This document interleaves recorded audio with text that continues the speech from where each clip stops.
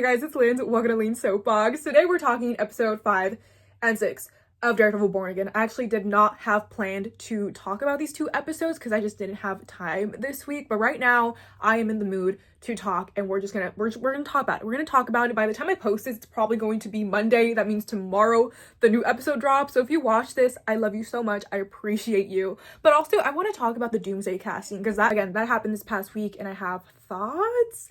So let's get into it. Yeah, jumping right into Daredevil Born Again, episode 5. That basically was a contained episode, right? Because all took place in the bank, right? With Mr. Khan. I was so excited to see him. I already knew that he was going to, we already knew. I'm not sure if everyone knew, but I was aware that we were going to see him during the season, right? But I didn't know that we were going to see him for like an entire episode. Like it was just going to be Matt and him basically. So I love that so much. And also like all the Kamala references that we got, girl, she was mentioned like every other sentence, I swear. But I feel like that is like very natural for Mr. Khan. Like I feel like he would be the type of dad to like mention their child every chance they got. So like I did not mind at all. And also based off what Mr. Khan said, like we do know that she is visiting the West Coast. I forgot if they mentioned West Coast or if he said LA. I feel like LA maybe I'm wrong. California, I think he said California. Point is West Coast. Anyways, that's exciting because we haven't seen Miss Marvel since, well, I guess the Marvels movie, which actually wasn't that long ago, and I loved that movie, or I enjoyed it, right? A lot of people had thoughts on that movie, but no, I enjoyed it. I love Carol Danvers, I love Monica Rambeau, and we all should adore Miss Marvel, Kamala Khan. She is just wonderful. But anyway, now let's actually talk about the episode. I loved it because for like a good 40 minutes or so, we just got to see Charlie Cox perform as Matt Murdock. Like that is so entertaining. The fact that he didn't have to suit up, like it was just Matt stopping a robbery from the inside, I thought was so clever, and just it was fun. Like if we were gonna get like a bottled episode, I appreciate that this is what it was. And also this episode was very funny. I chuckled, I giggled several times. First of all, when Matt Murdock first entered or like re-enters the bank after he knows that there's a robbery is going down, and he's like he pretends like he doesn't know what's going on. I thought that was so funny. Also the comments of the robber, sorry, I don't remember what the guy's name was, but for example, first of all, he calls Matt Murdock, or like after he finds out that like Matt Murdock is not only visually impaired, but also, you know, he's an orphan, his comment, oh bro, out of pocket, like he literally compared him to a Charles Dickens character. That part made me laugh out loud. I thought that was just so, oh my god. I'm pretty sure there was other moments that made me giggle, but those are the 2 right now that I'm thinking about.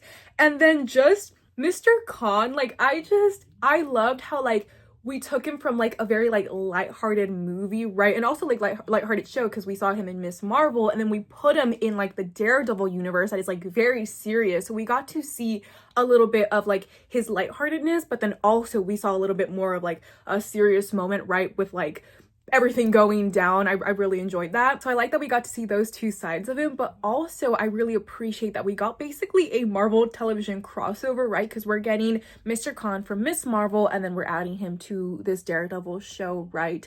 And I think a lot of what people have been saying about this phase of the MCU is that there's just the missing piece of like that connectivity between projects, right? That cross-referencing. So again, I just appreciate that they added him to the show. Oh my gosh. And then we got to see Muse. I almost forgot. I literally almost forgot. But that was, oh my, first of all, I loved seeing that. I think I mentioned this in my last video where I talked about episode 4, but it's just so gross and just so horrible, but like that's what the character is, right? So I love that we're being able to like see that adapted and how well it's being adapted. Also with Fisk, right? Because we saw Matt go full Daredevil mode, so we got to see Fisk go full Kingpin mode at the end of this episode, right? R.I.P. Adam. But speaking of Fisk, I did want to talk about like his whole creation of like the anti-vigilante group, and how he described it was so unsettling because he basically said that they were going to have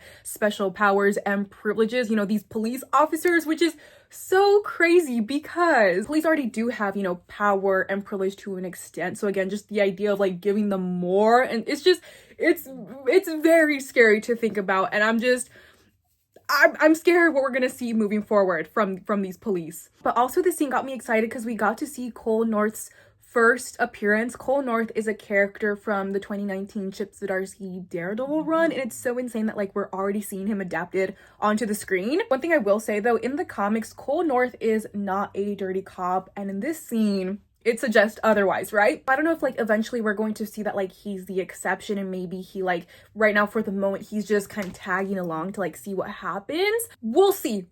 I really truly hope that they don't make him definitely a dirty cop, but again, we'll see. So yeah, guys, those are my thoughts for episode 5 and 6 of Daredevil Born Again. But now I want to talk about the Doomsday casting, because that happened, I think that happened on Tuesday too, actually. I was so wrong. It happened on Wednesday, the day after the episode dropped. So I remember that people were reporting it the day before, like that Marvel was going to drop some like big news at like 8 a.m. So like the next morning. Thankfully, I did not have work. I'm on spring break.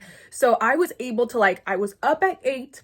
I was seated, and literally they were right, because right at 8 a.m. Marvel started their live. You know, they were live on all platforms. And obviously now we know that it was the Doomsday casting announcement, and they announced 27 actors, right? The way they did it was so cute. Like they made it a whole event, right? Announcing a new name from like 10 to 15 minutes, right? And then having RDJ at the end. Like that is such a cool thing, right? Especially talking marketing wise. Like it's just, they had us talking about Marvel for like what I think it was 5 hours, right? It's so insane. Like I cannot imagine how like nervous and exciting and how many emotions like the people behind the social media team and everyone behind this like was as it was going down. I think for me, like all the behind the scenes stuff, like thinking how this was all planned and everything like fascinated me more, because I want to work in social media or like marketing, and I love to think about that. So I loved seeing that this whole thing worked, right? Because we did have people talking about Marvel literally for hours. It was so much fun. For me personally, as they were announcing the names,